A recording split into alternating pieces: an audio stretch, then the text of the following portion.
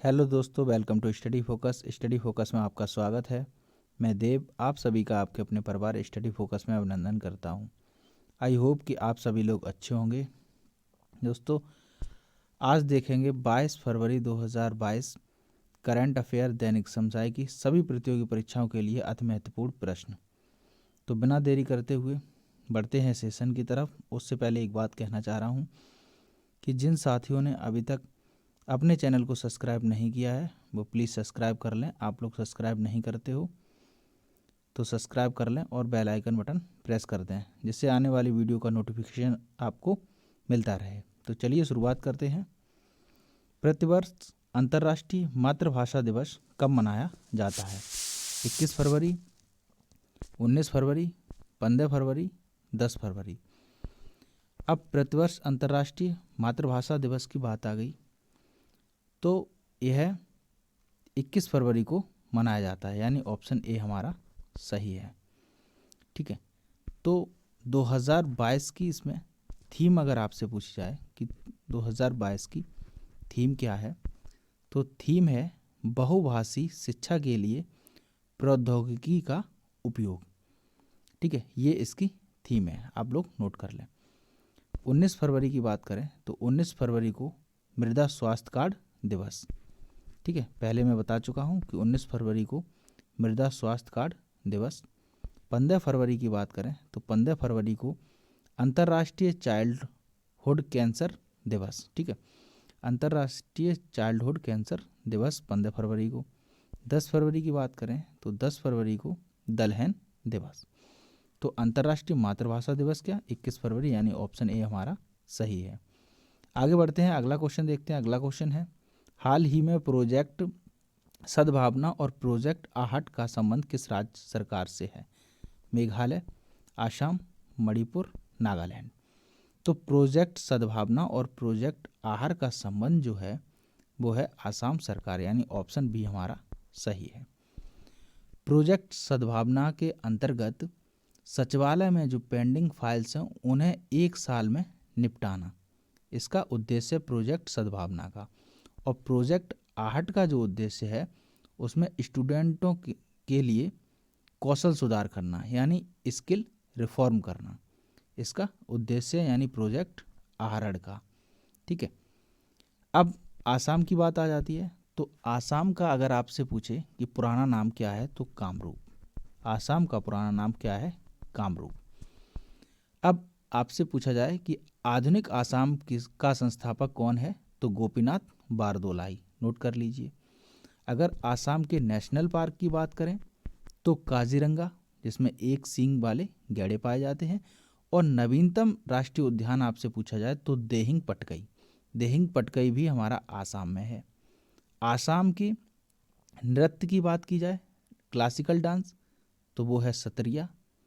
महोत्सव की बात की जाए तो बिहू महोत्सव। कौन सा? बिहू महोत्सव। नागालैंड का एक बहुत ही महत्वपूर्ण त्यौहार है, उसे भी नोट कर लें, फेस्टिवल है हॉर्नबिल। कौन सा? हॉर्नबिल फेस्टिवल कहाँ का है? नागालैंड का। ठीक है, तो इसका ऑप्शन सही है हमारा बी, यानी आसाम। आई होप कि आपको समझ में आ रहा होगा। आगे बढ़ते हैं, अगला क्वेश्चन देखते हैं। अगला क्वेश्चन है, हाल ही में अमेरिका और किस देश द्वारा एक संयुक्त हवाई अभ्यास कोप साउथ 22 का आयोजन किया गया है? कौन सी? कोप साउथ। ये एक प्रकार की एयरफोर्स एक्सरसाइज है। ठीक है, कौन सी एक्सरसाइज है? Air force exercise. ये 6 दिन तक चलने वाली है। कितने दिन तक? 6 दिन तक। कब से? 20 फरवरी से 25 फरवरी तक ये एक्सरसाइज चलेगी। ठीक है, तो कौन सा देश है? बांग्लादेश, यानी ऑप्शन सी हमारा सही है। बांग्लादेश, यानी अमेरिका और बांग्लादेश ने मिलकर एक संयुक्त हवाई अभ्यास का आयोजन किया है जिसका नाम है कोप साउथ 22। बांग्लादेश की बात करें तो बांग्लादेश के पीएम है शेख हसीना। कैपिटल ढाका। कैपिटल क्या है? ढाका। अगर आपसे पूछा जाए कि भारत की सबसे ज़्यादा सीमा लगने वाला देश कौन सा है, यानी भारत की सबसे अधिक सीमा किससे लगती है, तो वो है बांग्लादेश। सबसे कम किससे लगती है? वो है अफगानिस्तान। हाल ही में एक नया क्वेश्चन और है कि अनार का सर्वाधिक निर्यात कौन सा देश करता है? बांग्लादेश। किसका? अनार का। ठीक है, तो इसका ऑप्शन हमारा सी बांग्लादेश सही है। आगे बढ़ते हैं, अगला क्वेश्चन देखते हैं। अगला क्वेश्चन है, हाल ही में भारत का पहला यूपीआई सिस्टम अपनाने वाला विश्व का पहला देश बना। भूटान, बांग्लादेश, नेपाल, श्रीलंका। जब यूपीआई की बात हो ही गई है तो यूपीआई की फुल फॉर्म होती है यूनिफाइड पेमेंट इंटरफेस। ठीक है, ये एक तरह का ऐप है जिसमें सभी बैंकों का अकाउंट खोला जाता है। ठीक है, यूपीआई एक ऐसा ऐप है जिसमें सभी बैंकों का अकाउंट खोला जाता है। तो यूपीआई का विश्व में पहला देश बना है जिसने यूपीआई को अपनाया है, वो है हमारा नेपाल, यानी ऑप्शन सी सही है। कौन सा? सी। अब नेपाल ने ये इस ऐप को क्यों अपनाया है? क्योंकि वो अपनी डिजिटल इकोनॉमी बनाना चाहता है। कैसी इकोनॉमी? डिजिटल इकोनॉमी को। ठीक है, इकोनॉमी को वो डिजिटल बनाना चाहता है और उसको डिजिटल इकोनॉमी को बढ़ावा देने के लिए इसको अपने यहाँ लॉन्च किया है। अब नेपाल में आपसे पूछा जाए कि भारत की कितने राज्यों की सीमा नेपाल से मिलती है, तो उत्तराखंड, यूपी, बिहार, पश्चिम बंगाल और सिक्किम। ठीक है, कितने राज्य हो गए? 5 राज्यों की सीमा। 5 राज्यों की सीमा हमारी नेपाल से मिलती है। आगे बढ़ते हैं, अगला क्वेश्चन है, हाल ही में किस खिलाड़ी ने प्रथम श्रेणी मैच में पदार्पण मुकाबले में 13 शतक यानी 3 बार शतक लगाने वाला दुनिया का पहला बल्लेबाज बन गया है? यश धुल, शकीब उल गनी, बाबुल कुमार, इनमें से कोई नहीं। तो ऐसा खिलाड़ी जिसने 3 बार शतक लगाया है, ये खिलाड़ी है कौन? शकीब उल गनी, यानी ऑप्शन बी हमारा सही है। कहाँ का है? बिहार का। ये खिलाड़ी कहाँ का है? बिहार का है, जिसने विश्व में, दुनिया में पहली बार 13 शतक यानी 3 बार शतक लगाने वाला खिलाड़ी बना है। ठीक है, यश धूल की बात करें तो अंडर 19 विश्व कप का विजेता कौन है? इंडिया टीम का कप्तान कौन था? यश धूल। ठीक है, तो इसका ऑप्शन हमारा सही है वी। आगे बढ़ते हैं, अगला क्वेश्चन देखते हैं। अगला क्वेश्चन है, हाल ही में आर्थिक विकास संस्थान इंस्टीट्यूट ऑफ इकोनॉमिक ग्रोथ का निदेशक किसे नियुक्त किया गया? चेतन घाटे, रजनीश सेठ, गौतम संभाग, संजय छेत्री। तो इंस्टीट्यूट ऑफ इकोनॉमिक ग्रोथ के निदेशक चुने गए हैं चेतन घाटे। कौन? चेतन घाटे। ऑप्शन ए हमारा सही है। चेतन घाटे जो थे वो पहले मौद्रिक नीति समिति के मेंबर भी रह चुके हैं। कौन सी समिति? मौद्रिक नीति समिति। ठीक है, इसके मेंबर रह चुके कौन? चेतन घाटे। अब आर्थिक विकास संस्थान की बात आ ही गई है तो इसकी स्थापना 1952 में की गई। कब? 1952 में इसकी स्थापना हुई थी।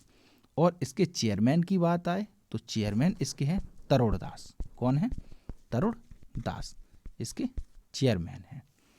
ठीक है, रजनीश सेठ की बात करें तो रजनीश सेठ हैं हमारे महाराष्ट्र के नए डीजीपी। आप नोट कर सकते हो कि महाराष्ट्र के नए डीजीपी यानी अभी हाल ही में नियुक्त किए गए हैं वो कौन है? रजनीश सेठ। ठीक है, तो इसका ऑप्शन सही है हमारा ए। आगे बढ़ते हैं, अगला क्वेश्चन देखते हैं। अगला क्वेश्चन है, हाल ही में भारतीय रेल की सबसे लंबी सुरंग जिसे हाल ही में जोड़ा गया, मतलब भारत की सबसे लंबी सुरंग जिसे हाल ही में लिस्ट में जोड़ा गया। ए ऑप्शन है पीर पंजाल सुरंग, बी ऑप्शन है T49 सुरंग, सी ऑप्शन है अटल सुरंग, डी ऑप्शन है शिला सुरंग। ये सुरंग जो है वो है T49 सुरंग, यानी ऑप्शन बी हमारा सही है। ये भारतीय रेलवे की सबसे बड़ी सुरंग है। इसकी लंबाई कितनी है? इसकी लंबाई है 12.758 किलोमीटर लंबी है। ठीक है, 12.758 किलोमीटर लंबी है और ये जम्मू कश्मीर में है। कहाँ पर? जम्मू कश्मीर में। अब ये किस लिंक से जुड़ी हुई है, यानी या फिर किस परियोजना से जुड़ी हुई है? तो उधमपुर श्रीनगर बारामूला रेल रिंग परियोजना से जुड़ी हुई है। ठीक है, किसके बीच में है? सुबर और अरपेचला के बीच में है। किसके? सुंबर और अरपेचला के बीच में है। कहाँ पर है? जम्मू कश्मीर में। पीर पंजाल की सुरंग की बात आ जाए तो ये भी कहाँ स्थित है? जम्मू कश्मीर में स्थित है। अटल सुरंग का पुराना नाम था रोहतांग दर्रा या फिर रोहतांग सुरंग। ये कहाँ पर है? हिमाचल प्रदेश में। सेला सुरंग की बात आ जाए तो सेला सुरंग है अरुणाचल प्रदेश में। कहाँ पर? अरुणाचल प्रदेश में। तो भारतीय रेलवे की सबसे लंबी सुरंग कौन सी है? T49 सुरंग। कितनी है? 12.758 किलोमीटर। ठीक है, तो इसका ऑप्शन सही है हमारा वी। आगे बढ़ते हैं, अगला क्वेश्चन देखते हैं। अगला क्वेश्चन है, फरवरी 2022 में Vikram Sarabhai children innovation centre का शुभारंभ किस राज्य में किया गया? अब विक्रम साराभाई इसरो के जनक, यानी इसरो के दाता, इसरो के पिता कह सकते हैं इन्हें। ठीक है, तो अभी हाल ही में फरवरी में Vikram Sarabhai children innovation centre की शुभारंभ किया गया है। किसने किया है? तो वो राज्य है गुजरात। किसने? गुजरात। तो ऑप्शन बी हमारा सही है। अब इससे होगा क्या? इससे बच्चों में नवाचार रिसर्च को बढ़ावा देने के लिए, ठीक है, नवाचार रिसर्च को बढ़ावा देने के लिए इसका उद्घाटन किया गया है। कहाँ पर? गुजरात में, यानी ऑप्शन बी हमारा सही है। आगे बढ़ते हैं, अगला क्वेश्चन देखते हैं। अगला क्वेश्चन है, हाल ही में बिहार में खादी का ब्रांड एम्बेसडर, किसका? खादी वस्त्रों का ब्रांड एम्बेसडर किसे नियुक्त किया गया है? मनोज तिवारी, अवनी लेखरा, अक्षय कुमार, इनमें से कोई नहीं। तो खादी का ब्रांड एम्बेसडर चुना गया है मनोज तिवारी, बिहार के लाला। ठीक है, मनोज तिवारी को, यानी ऑप्शन ए हमारा सही है। अवनी लेखरा की बात आ गई है तो ये पैरा ओलंपिक में गोल्ड मेडलिस्ट हैं अवनी लेखरा, और ये राजस्थान की बेटी बचाओ बेटी पढ़ाओ योजना की ब्रांड एम्बेसडर हैं। कहाँ? राजस्थान में। राजस्थान में बेटी बचाओ बेटी पढ़ाओ योजना की ब्रांड एम्बेसडर कौन है? अवनी लेखरा। अक्षय कुमार की बात आ गई है तो अक्षय कुमार उत्तराखंड के ब्रांड एम्बेसडर हैं। कहाँ के? हाल ही में इन्हें बनाया गया है। ध्यान रखना, ये करंट के ही क्वेश्चन होते हैं, ये रिवीजन के तौर पर मैं लेके आता हूँ ऑप्शनों को। ठीक है, हल्के में ना लो। ये दिखने में 10 क्वेश्चन है, लेकिन 10 में हम 40 क्वेश्चन बना के लेके आते हैं, तो ये हाल ही के क्वेश्चन होते हैं। तो अक्षय कुमार हाल ही में उत्तराखंड के ब्रांड एम्बेसडर बनाए गए हैं। तो खादी वस्त्र का ब्रांड एम्बेसडर किसे चुना गया? वो भी कहाँ? बिहार में, मनोज तिवारी को। ऑप्शन ए हमारा सही है। आगे बढ़ते हैं, अगला क्वेश्चन देखते हैं। अगला क्वेश्चन है, हाल ही में स्मार्ट कार्ड शस्त्र लाइसेंस पेश करने वाली देश की पहली पुलिस बल कौन बन गई है? कैसा? स्मार्ट कार्ड शस्त्र लाइसेंस, यानी जो लाइसेंस बनवाते थे शस्त्र का, बंदूक का, ठीक है, तो वो कागज टाइप का रहता था, अब रहेगा एटीएम जैसा। ठीक है, ये दिल्ली पुलिस ने हाल ही में लॉन्च किया है। किसने किया है? दिल्ली पुलिस किसके अंतर्गत आती है? गृह मंत्रालय के अंतर्गत, और गृह मंत्रालय के मंत्री कौन है? अमित शाह। ठीक है, गृह मंत्री कौन है? अमित शाह। तो अमित शाह ने अभी लॉन्च किया है। कौन सी पुलिस ने? दिल्ली पुलिस। ठीक, ऑप्शन डी हमारा सही है। जब दिल्ली पुलिस की बात आ गई तो दिल्ली पुलिस ने हाल ही में 16 फरवरी को, कब? 16 फरवरी को अपना 75वां स्थापना दिवस मनाया है। कौन सा स्थापना दिवस? 75वां स्थापना दिवस। तो दिल्ली पुलिस है जिसने अभी स्मार्ट कार्ड शस्त्र लाइसेंस पेश करने वाली पुलिस बनी है। तो ऑप्शन डी हमारा सही है। आगे बढ़ते हैं। तो आज का सेशन दोस्तों हमारा यहीं पर समाप्त होता है। अगर आपको सेशन पसंद आया हो तो प्लीज़